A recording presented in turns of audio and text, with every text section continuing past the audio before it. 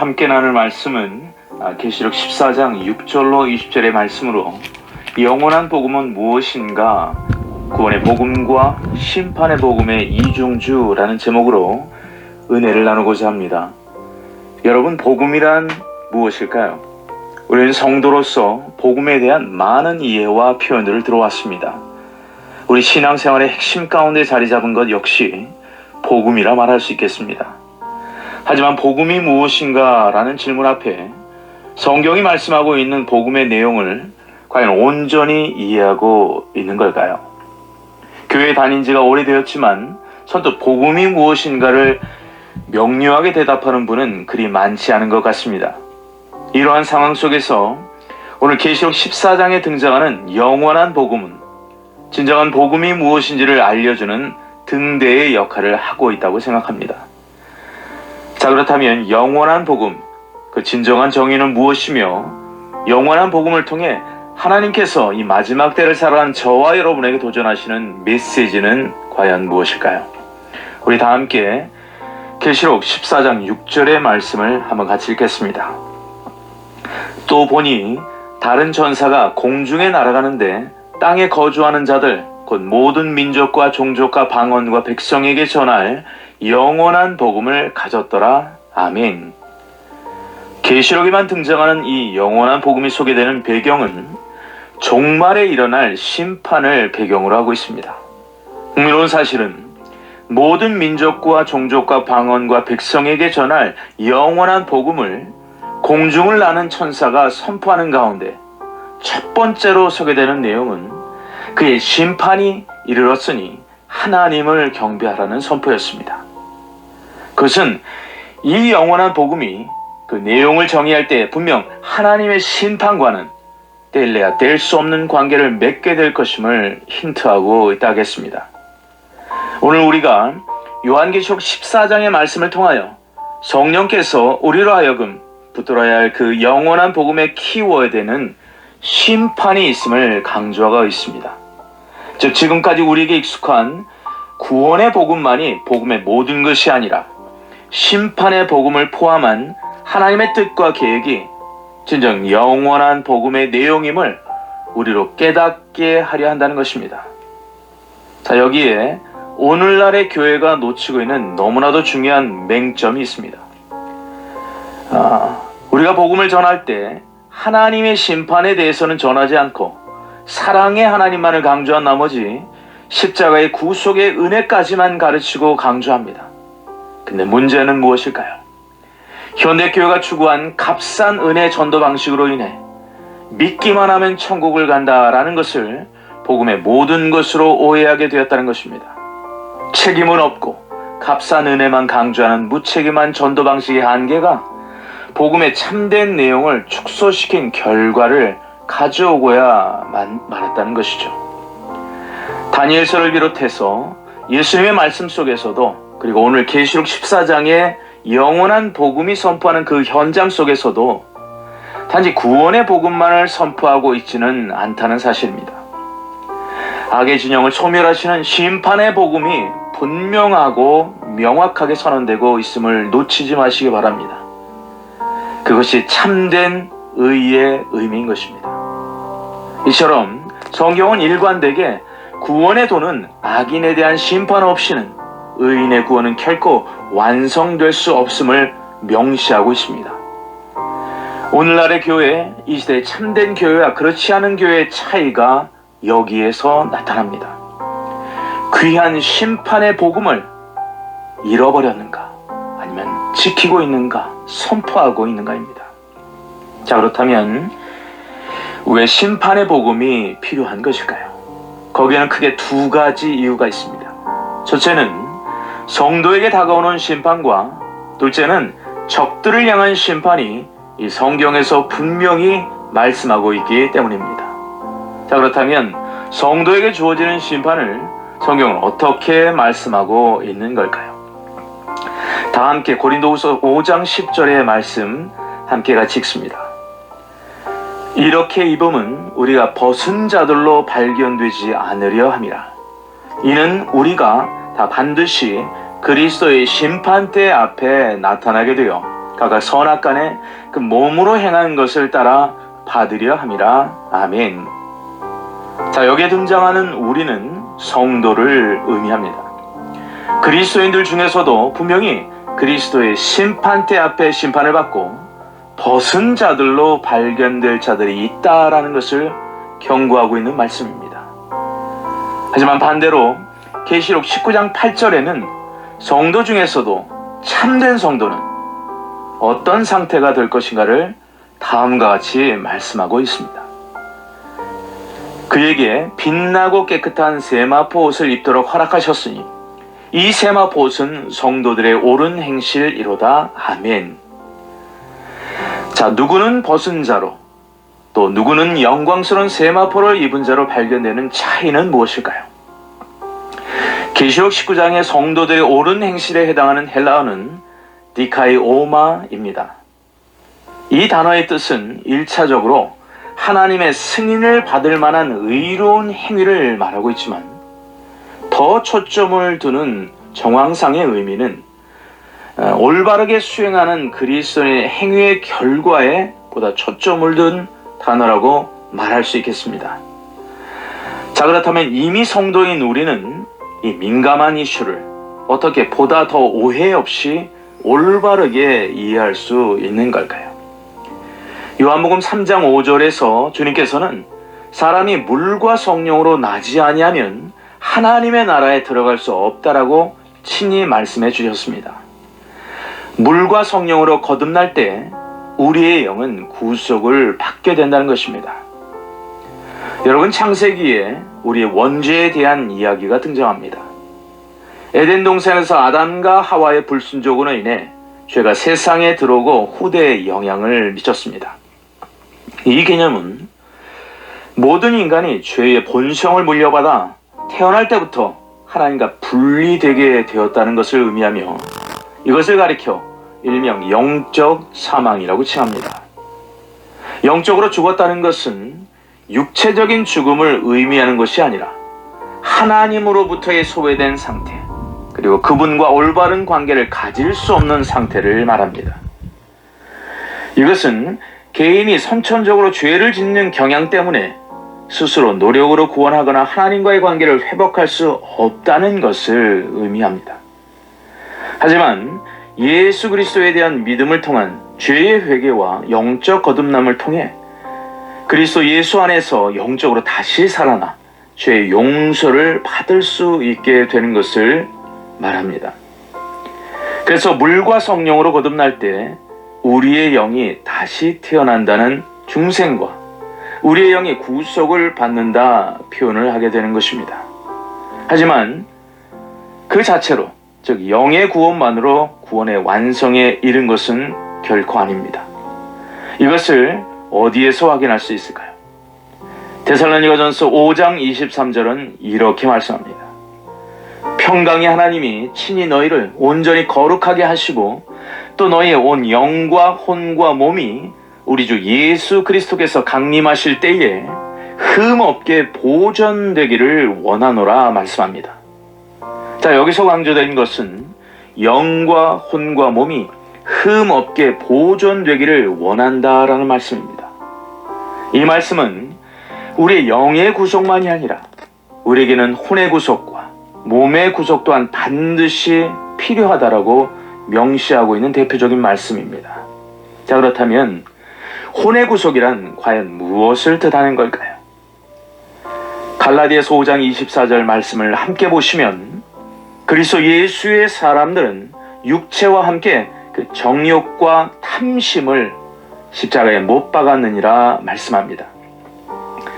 하나님께서 본래 인간을 창조하실 때 하나님의 형상을 따라서 영과 혼과 육의 존재로 창조하셨습니다. 그런데 인간이 선악과 명령을 어긴 죄의 결과로 말미암아 모든 인간은 그 이후로 어떻게 되었을까요? 그것을 먹는 날에는 반드시 죽는다는 하나님의 말씀처럼 다 죽게 되었습니다. 하지만 에베소서 1장 7절 말씀에 보니 우리는 그리스도 안에서 그 은혜의 풍성함을 따라 그의 피로 말미암아 속량 그 죄 사함을 받았느니라 말씀합니다. 즉 구속은, 속량은 인간의 영의 회복과 구원을 포함합니다. 영은 하나님과 연결되는 사람의 비물질적이고 영원한 측면을 강조하죠. 구속을 통해 영은 하나님과 화해하고 그분과 올바른 관계를 맺게 되는 것입니다. 그것은 영적으로 거듭나고 예수 그리스도를 믿음으로 말미암아 새 생명을 받고 성령의 거하심을 포함하는 단계를 다 말하고 있습니다. 이것이 바로 영의 구원입니다. 그렇다면 혼의 구원과 변화는 무엇을 의미할까요? 바로 구속을 통해 내 마음의 갱신, 내 정서적인 치유, 또한 하나님의 목적에 일치하는 내 의지의 회복, 즉 지정의가 점진적으로 그리스도의 형상을 닮아가는 지속적인 성화의 과정을 바로 혼의 구원이라고 말할 수 있습니다. 그렇다면 몸은 어떨까요? 몸의 완전하고 궁극적인 구속은 부활의 영광체로 실현되게 될 것입니다. 우리가 예수님을 믿고 그분의 피로 죄사함을 받아서 영의 구속을 받고 그 다음에 자아를 십자가에 못 박아서 성화되어 성령의 열매를 맺게 되는 것입니다. 그러나 아무리 이러한 단계를 한다 하더라도 이 땅에서 바로 예수님처럼 썩지 않을 몸의 영화의 단계를 이룰 수 없습니다. 반드시 예수님께서 재림하실 때 우리는 몸의 부활을 경험할 수 있죠. 그러므로 내가 구속받았다는 것은 우리의 영과 혼에 의해서 우리의 육도, 그리스도의 강림의 날에 영원히 썩지 않는 영화로운 몸을 가진 생명의 부활로 구속받고 태어난다는 바로 그 의미를 가진다 하겠습니다. 자, 그렇다면 이 땅의 현재의 몸으로 살고 있는 우리들에게 이 몸의 구속은 내가 그리스도인이라도 아직 실현되지 않는 미래적인 구원을 의미한다 하겠습니다. 그래서 로마서 8장 23절은 이렇게 말씀합니다. 그뿐 아니라 또한 우리 그 성령의 처음 읽은 열매를 받은 우리까지도 속으로 탄식하여 양자될 것, 곧 우리 몸의 속량을 기다리느니라. 아멘. 그래서 같은 내용을 다른 언어로 표현하자면 의롭다 칭함을 받고 성령으로 거듭난 상태를 영의 구속으로, 즉 과거적인 구원의 단계로 표현한다면 성령의 지배를 받아서 죄와 싸우고 이기면서 성령의 열매를 맺는 그 과정을 성화 또는 믿음을 지키는 과정 또는 현재적 구원이라고 말할 수 있습니다. 그 다음에 우리 몸이 죽고 그 후에 썩어질 몸이 썩지 않을 영원한 하늘의 몸, 영광스러운 생명의 부활체로 변화되는 마지막 최종 구원의 종착역을 가리켜 몸의 구속 또는 미래적 구원의 완성으로 표현할 수 있을 것입니다. 자, 지금까지 우리가 살펴본 바로 이러한 복음의 기본적인 요소와 구원의 서정의 내용을 영혼육의 관점에서 그리고 과거, 현재, 미래의 시간적 관점으로 살펴보고 적용하는 것은 너무나도 중요하다겠습니다. 왜냐하면 많은 분들이 얼마나 교회를 오래 다녔느냐에 그 사람의 영적 데스티니가 달려있는 것이 아니라 얼마나 복음의 본질을 이해하고 적용하며 사랑하며 살아갔는가, 바로 그것이 그 사람의 마지막 영적인 영광의 모습을 결정하는 바로미터가 될 것이기 때문입니다. 따라서 복음의 본질은 이 세상의 창조주요, 이 심판주요, 시작과 마침이 되신 예수 그리스도께서 십자가를 통하여 어떻게 사탄에게 빼앗긴 우리의 잃어버린 영생을 다시 되찾게 해주시는가, 그 비밀을 다룬 승리의 소식인 것을 믿으시기 바랍니다. 자, 이것이 지금까지 우리에게 잘 알려진 구원의 복음의 내용이었습니다. 하지만 우리가 놓치고 있는 심판의 복음이 있습니다. 그것은 바로 우리에게 잘 알려진 이사야서 61장 2절에서도 이미 명시되어 있었습니다. 우리 다 함께 이사야서 61장 2절의 말씀 함께 같이 읽겠습니다. 주 여호와의 영이 내게 내리셨으니 이는 여호와께서 내게 기름을 부으사 가난한 자에게 아름다운 소식을 전하게 하려 하심이라.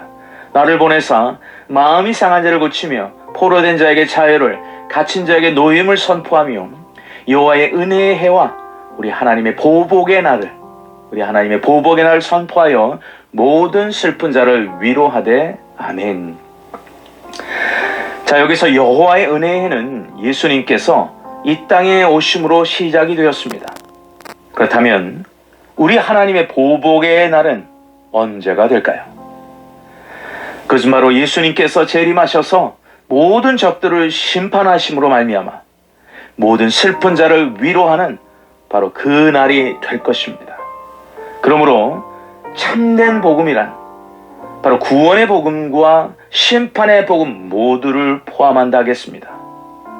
사랑하는 성도 여러분, 계시록에만 나오는 이 영원한 복음이라는 표현은 바로 이 구원과 심판의 메시지 모두를 포함하고 있는 것을 말씀하고 있습니다.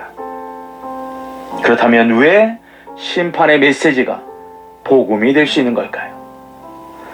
계시록 14장 7절의 말씀은 바로 그 명확한 해답을 제시하고 있습니다. 다 함께 같이 읽겠습니다. 그가 큰 음성으로 이르되 하나님을 두려워하며 그에게 영광을 돌리라. 이는 그의 심판의 시간이 이르렀음이니 하늘과 땅과 바다와 물들의 근원을 만드신 이를 경배하라 하더라. 아멘. 심판의 메시지는 마지막 심판의 순간까지 사람들로 하여금 회개할 기회를 주는 경종의 소리가 된다는 것입니다. 호소의 소리가 된다는 것입니다. 왜냐하면 모든 사람들에게 참되신 오직 한 분이신 하나님을 인정하라는 최종적이고 전 세계적인 하나님의 소리로 말미암아 회개에 이르게 하고 구원받게 하기 위함 때문입니다. 로마서 1장 20절에 보면 창세로부터 그의 보이지 아니하는 것들, 곧 그의 영원하신 능력과 신성이 그가 만드신 만물에 분명히 보여 알려졌기 때문에 결코 사람들은 하나님 앞에 서서 자신의 죄에 대한 핑계를 대지 못할 것이라고 말씀합니다. 만물을 보면서도 하나님을 인정할 수 있을진데 마지막 때의 죄와 악에 속한 죄인된 인간에게 주님께서 그 심판의 마지막 메시지로 경고하신 이유가 무엇일까요? 다른 것이 아닙니다. 종말의 심판의 복음을 통하여서 다시금 주께로 돌이키라는 마지막 기회에 정말로 선물을 주시고자 하는 것입니다. 만물을 통하여서도 핑계치 못하시게 하시고 종말의 심판을 통하여서도 핑계치 못할 기회를 주시고자 한다는 것이죠. 그러므로 영원한 복음은 구원의 복음과 함께 심판의 복음도 포함합니다. 이것은 결국 이 땅에 사는 사람들로 하여금 심판 전에 선포되는 심판의 복음은 사람들로 하여금 회개함으로 마지막 기회에 구원을 붙들라는 긍휼과 자비의 호소인 것을 여러분 믿으시기 바랍니다.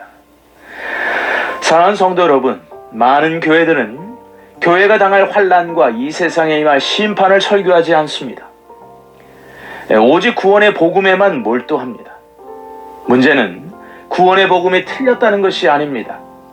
심판의 복음을 전함으로 돌이키게 될 영혼들을 깨우지 않는 우를 범하는 결과를 초래하기 때문에 잘못되었다는 것입니다. 계시록 14장이 증언한 바 심판의 메시지, 하나님의 보복의 날의 메시지는 마지막 구원의 끈을 붙잡고 회개하도록 각성케 만드는 하나님의 마지막 기회의 동아줄이기 때문입니다. 이것은 요한계시록이 우리에게 주는 매우 중요한 주제가 아닐 수 없습니다. 왜냐하면 그것이 계시록에서 말씀하고 있는 영원한 복음의 중요성과 가치이기 때문이죠. 이것이 하나님의 마음인 것입니다. 하지만 이 심판은 적들을 소멸한다는 의미에서도 복음이기도 합니다. 왜냐하면 완성될 하나님의 나라는 결코 죄가 없는 나라이기 때문이죠. 그래서 적들을 향한 심판 역시 또한 심판의 복음이 되는 것입니다. 이 영원한 복음의 두 영적 원리를 요한계시록 14장 후반부는 독특한 농사 언어인 두 가지 추수로서 표현하고 있습니다. 그리고 그것은 역시 구원의 복음과 심판의 복음을 나타내고 있습니다. 우리 다 함께 성도의 추수인 계시록 14장 14절로 16절 말씀을 먼저 읽겠습니다. 또 내가 보니 흰 구름이 있고 구름 위에 인자와 같은 이가 앉으셨는데 그 머리에는 금 면류관이 있고 그 손에는 예리한 낫을 가졌더라. 또 다른 천사가 성전으로부터 나와 구름 위에 앉은 이를 향하여 큰 음성으로 외쳐 이르되 당신의 낫을 휘둘러 거두소서. 땅의 곡식이 다 익어 거둘 때가 이르렀음이니라 하니 구름 위에 앉으신 이가 낫을 땅에 휘두르매 땅의 곡식이 거두어지니라. 아멘. 우리는 마지막 때의 두 종류의 추수를 보게 됩니다. 추수는 구약에서는 하나님의 심판에 대한 비유하는 대표적인 표현이었습니다. 왜냐하면 낫이란 단어가 바로 추수를 나타내는 대표적 농사 도구이지요. 또 그것이 심판을 의미하는 추수의 종말의 뜻을 함의하고 있었기 때문입니다. 마태복음 13장 30절에 보면 둘 다 추수 때까지 함께 자라게 두라. 추수 때 내가 추수꾼에게 말하기를 가라지는 먼저 거두어 불사르게 단으로 묶고 곡식은 모아 내 곳간에 넣으라 하리라 말씀합니다. 자, 여기 보면 종말을 추수로 묘사하고 있으며 또한 곡식이 성도들의 구원을 의미하기 때문에 계시록 14장에서의 곡식의 추수 역시 하나님의 택한 백성들에 대한 구원의 복음임을 알 수 있습니다. 바로 이 구원의 복음의 대상인 곡식 추수를 실행하는 분이 누구일까요? 성경은 구름 위에 금 면류관을 쓰시고 손에 예리한 낫을 가지신 예수 그리스도, 즉 인자를 가리켜서 나타내고 있습니다.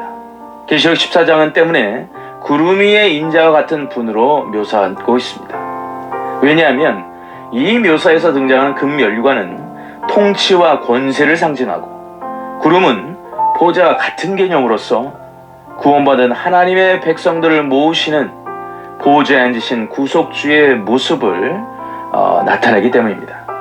자, 이 땅의 곡식들이 누구인지 그리고 거두어 들여진 곡식들이 과연 무엇을 하는지를 계시록 15장 2절은 또한 다음과 같이 묘사하고 있습니다. 함께 같이 읽습니다.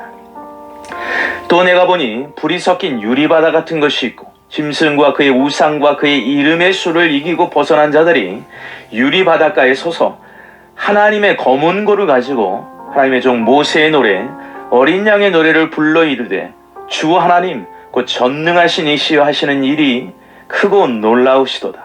만국의 왕이시여 주의 길이 의롭고 참되시도다. 아멘. 사랑하는 여러분, 이 장면은 이제 주님의 영광의 보좌에 있는 하나님의 성전에 있게 될 그 알곡들의 모습을 보여주고 있습니다. 그런데 이들이 하는 특별한 모습인 하나님의 종 모세의 노래, 어린 양의 노래를 부르는 장면이 등장하고 있습니다. 이 장면과 그런데 아주 닮은 예표적 사건을 우리는 또한 구약 성경에서 발견할 수 있습니다. 그것이 어디인지 아실까요? 바로 이스라엘 백성들이 애굽을 탈출할 때 홍해 바다를 건너 완전히 구원하시고 쫓아오던 그 애굽 군대를 하나님께서 물로 덮어 완전히 수장시키는 심판의 대조적인 모습이 오늘 계시록 14장 곡식 추수 이후에 나오는 포도송이 추수와 동일한 모습으로 예언되고 있음을 보게 됩니다. 특별히 홍해로 애굽 군대가 심판받는 모습을 독특하게 어떻게 표현하고 있냐면 출애굽기 15장 5절에서 이렇게 표현합니다. 깊은 물이 그들을 덮으니 그들이 돌처럼 깊음 속에 가라앉았도다. 아멘. 자, 여기서 주목할 표현이 깊음 속에 가라앉았도다 라는 표현입니다. 이미 우리는 이 테옴이란 히브리어가 깊음이란 단어가 단순히 바다가 아니라 영적인 바다인 하데스 또는 음부임을 살펴보았습니다. 즉 완전한 심판의 죽음을 이 테옴이라는 단어로 표현하고 있음을 의미하지요. 바로 이 홍해 바닷가에서 부른 이스라엘 백성들의 노래가 무엇이었습니까? 그 유명한 출애굽기 15장 1절로 2절의 모세의 노래의 내용을 잠시 살펴보겠습니다. 이때에 모세와 이스라엘 자손이 이 노래로 여호와께 노래하니 일렀으되 내가 여호와를 찬송하리니 그는 높고 영화로우시며 말과 그 탄자를 바다에 던지셨음이로다. 여호와는 나의 힘이요 노래시며 나의 구원이시로다. 그는 나의 하나님이시니 내가 그를 찬송할 것이요 내 아버지 하나님이시니 내가 그를 높이리로다. 아멘. 사랑하는 여러분, 출애굽 15장의 이 모세의 노래가 땅에서 불렀던 승리의 찬양이었다면 계시록 15장 3절로 4절에서 유리 바닷가에서 부르는 모세의 노래, 어린 양의 노래는 하늘에서 부르는 찬양이 될 것입니다. 이 노래를 예수님께 드리기 때문에 그 모세의 노래를 어린 양의 노래라고 또한 말씀하고 있는 것을 기억하십시오. 출애굽기 15장에서의 모세의 노래건 또한 계시록 15장에서의 모세의 노래 또는 어린 양의 노래건 이 두 찬양은 둘 다 어떤 찬양이었을까요? 한마디로 말하면 둘 다 구원의 찬양을 드리고 있는 장면입니다. 여러분, 그런데 홍해의 사건은 구원의 복음임과 동시에 심판의 복음이었음을 우리는 인지합니다. 이처럼 참된 하나님의 백성들에게 구원의 날은 적들에게는 심판의 날이 되는 놀라운 영적인 비밀을 깨닫게 됩니다. 그렇다면 출애굽기 15장의 홍해 바닷가의 노래와 계시록 15장의 유리 바닷가의 노래의 차이점은 무엇일까요? 한 가지가 차이가 납니다. 모세 때 출애굽은 하나님의 백성들이 살아나는 육신의 몸 상태 그대로 홍해 바다 밑을 건넜지만 마지막 때 계시록 14장과 15장에서는 유리 바닷가에 서기 위해서 성도들은 육신의 죽음을 통과해야 했다는 차이점이 있습니다. 땅의 육신은 이제 죽고 없어졌지만 더 좋은 몸, 영원히 썩지 않은 몸, 영광의 하나님의 몸, 영광의 하늘의 몸, 부활체를 입고서 이제 유리 바닷가에 서서 아래의 땅을 바라보며 쫓아오던 짐승의 백성들과 짐승의 군대들의 멸망을 기다리는 이른바 천사들도 부러워하는 위대한 신분으로 구원받은 영광의 승리를 찬가하고 있는 것입니다. 그러므로 성경 전체가 창세기부터 계시록까지 끝까지 일관되게 주장하고 있는 중요한 가르침이 무엇일까요? 바로 성도의 구원의 날이 곧 원수들의 심판의 날이 될 것이라는 복음입니다. 이것이 바로 영원한 복음의 내용인 것입니다. 사랑하는 성도 여러분, 심판 없는 구원은 없습니다. 영원한 복음의 진리가 바로 여기에 담겨 있습니다. 그러므로 우리는 심판을 두려워하는 자가 되는 것이 아닙니다. 심판을 넘어서는 자입니다. 바로 그 심판을 넘어 참된 구원으로 승리의 노래를 부르는 위치까지 가는 자, 바로 그 이름 성도인 것입니다.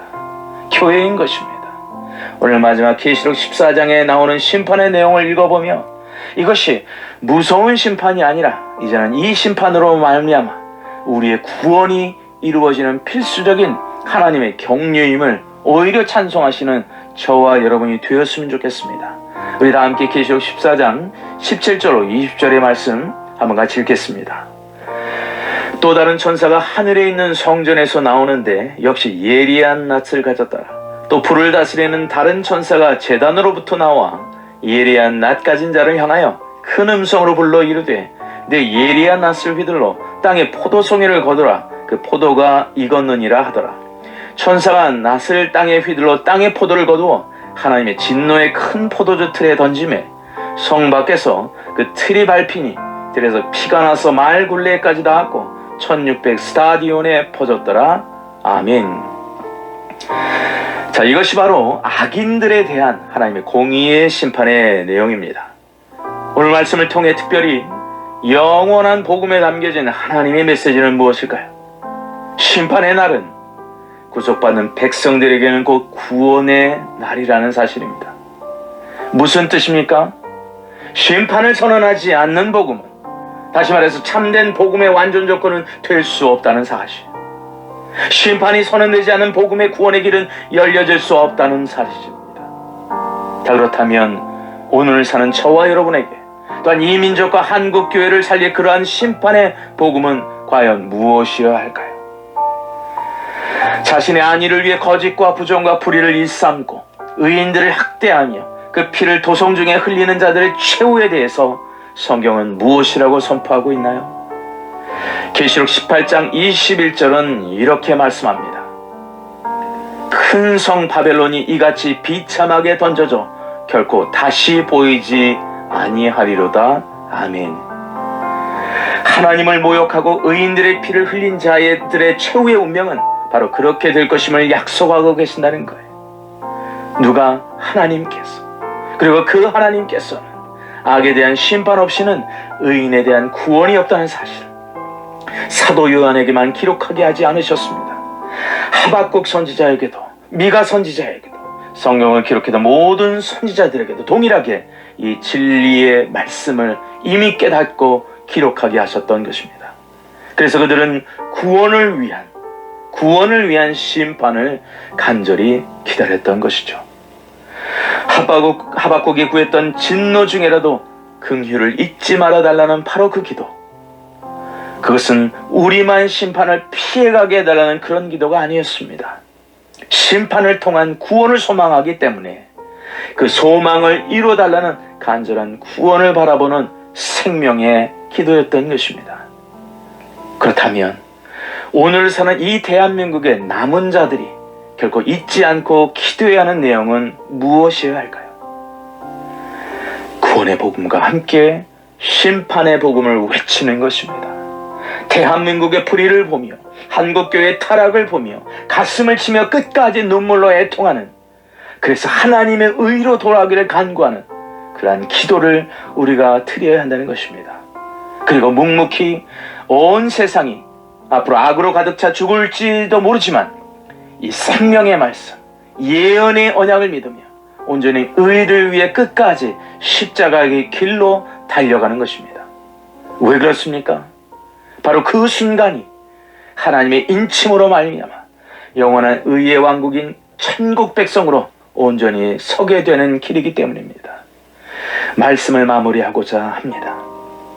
하나님의 보복의 날, 심판의 날을 외치는 자들은 바로 성경이 말씀하는 믿음이 있는 의인들이요, 주의 강림의 날에 천국을 상속받을 거룩한 성도들인 것임을 믿습니다.